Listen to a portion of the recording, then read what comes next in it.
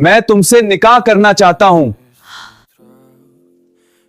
आए बेअदब, खुदा की फिटकार हो तुझ पर, तुझे ऐसी बात कहते शर्म नहीं आई? मैं तेरी खाल खिंचवा दूंगा।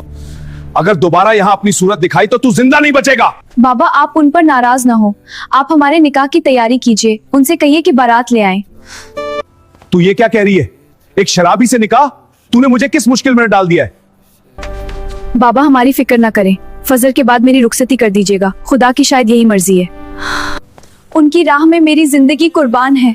तुमने मेरी इज्जत को खाक कर दिया। रोशनी बेटी, मेरी बात गौर से सुन, अभी भी वक्त है, ये निकाह रुक सकता है। मैंने पूरी उम्र लोगों के फैसले किए हैं, आज अपनी औलाद के हक में एक फैसला करना चाहता हूं। मत जाओ उस घर में, वो घर नहीं गुनाहों का अड्डा है। बाबा आप तो हमेशा कहते थे कि जो अल्लाह की राह में कदम बढ़ाता है अल्लाह उसे कभी तन्हा नहीं छोड़ता। हाँ कहा था, लेकिन तू एक मासूम फूल है और वो शख्स आग का दरिया है। बेटी वो एक शराबी है, अपने जीते जी तुझे जीते जी मरते हुए नहीं देख सकता। जिसे खुदा के नाम का होश नहीं, वो मेरी बेटी की कदर क्या करेगा? वो तुझे खुशियां नहीं, सिर्फ आंसू और जिल्लत देगा। बाबा क्या आपको अपनी परवरिश पर यकीन नहीं?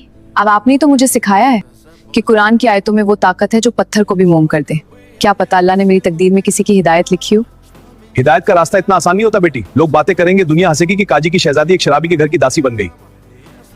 अजी भाई आपने सुना, काजी साहब की मती मारी गई है क्या? हाँ सुना है। अपनी ऐसी फूल जैसी बच्ची को उस शराबी के गले मर दिया। कहाँ ये दीनदार खानदान और कहाँ वो नापाक शराबी।